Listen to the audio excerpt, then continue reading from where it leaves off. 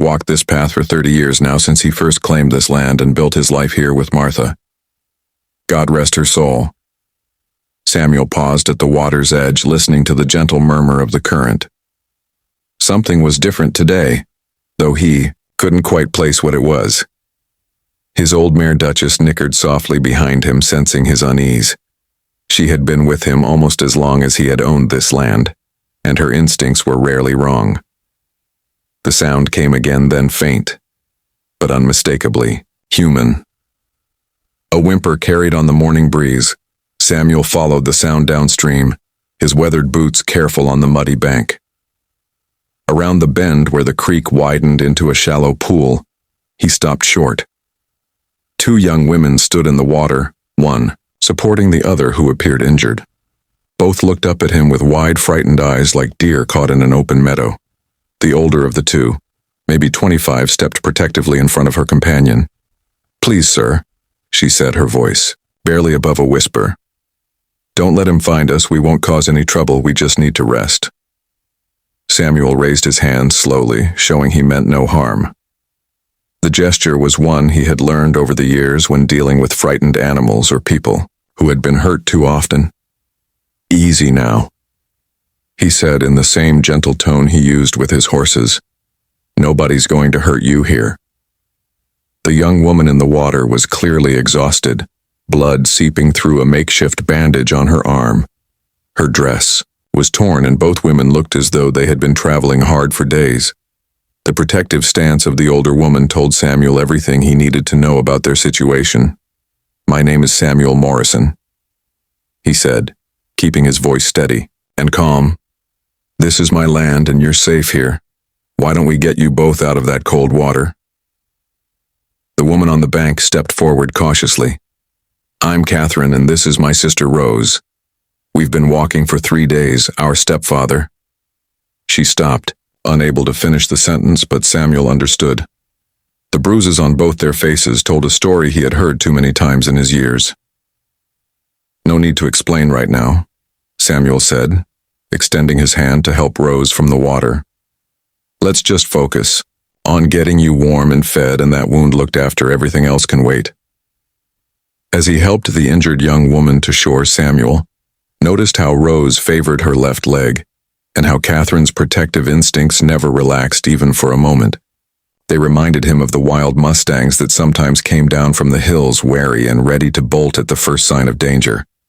"I have a small cabin just up the rise," Samuel said, gesturing toward his homestead.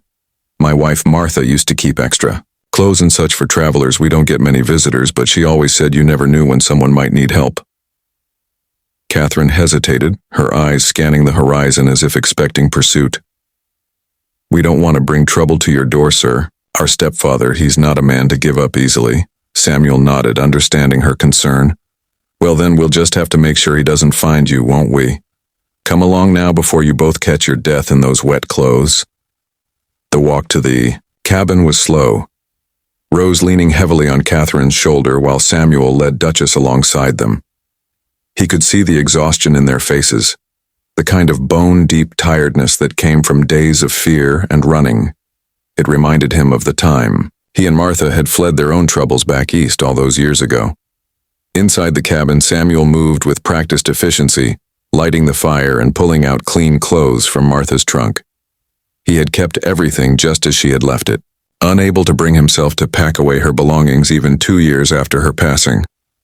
Now he was grateful for his inability to let go. "These should fit well enough," he said, laying out a simple dress and shawl. "There's a privacy screen there in the corner. Rose, you get changed and let me look at that arm." While the sisters cleaned up, Samuel prepared a simple meal of biscuits and bacon with strong coffee. He had learned over the years that food had a way of making people feel safer, more grounded. It was one of Martha's lessons about caring for others. As Rose emerged from behind the screen, Samuel could see the full extent of her injuries. The arm wound was deep, but clean, the kind that came from a fall rather than violence. But the bruises on her face and the way she moved suggested other hurts, both physical and otherwise. "Sit here by the fire," Samuel said, indicating a chair near the hearth. "Let me clean that wound properly and get it bandaged right." As he worked, Samuel kept up a gentle stream of conversation, nothing too personal, just observations about the weather, the creek, the way the light fell across the valley at this time of morning. He had learned that talk could be as healing as medicine when someone had been hurt the way these two had been. "You have kind hands," Rose said softly as Samuel finished wrapping her arm, "like my father did before he passed." "A man's hands should be gentle with those who need gentleness," Samuel replied, "and strong only when strength is needed to protect." Catherine had been standing guard by the window, but slowly she began to relax. The combination of warmth, food, and Samuel's steady presence was working its quiet magic. Martha would have been proud, he thought she had always said their home should be a place where wounded souls could find healing. "Tell me about your stepfather," Samuel said after they had all eaten. "Not the painful parts, just enough so I know what we might be dealing with." Catherine and Rose exchanged glances before Catherine spoke. "His name is Vincent Thorpe. He married our mother 6 months after father died. He seemed decent enough at first, but after the wedding..." She shuddered. "He has a terrible temper and he drinks. Mother tried to protect us, but she's not strong enough." "Where is your mother now?" Samuel asked gently. "Still with him." Rose whispered, tears starting in her eyes. "We begged her to come, but she said someone had to stay to face him. She was afraid if we all left together he would come after us with real violence." Samuel nodded sadly. He had seen this pattern before during his years in various frontier towns.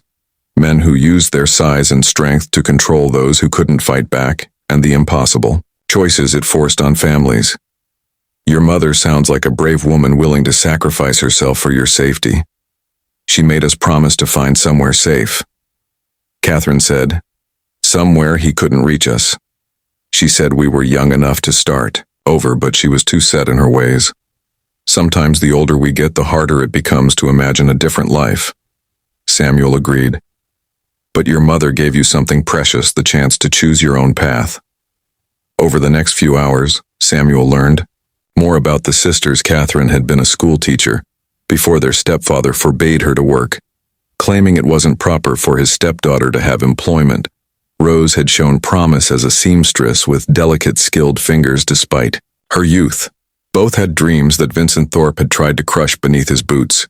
"Dreams don't die easy," Samuel told them as the afternoon sun slanted through the cabin windows. "They just wait patient like seeds in winter soil until conditions are right for growing."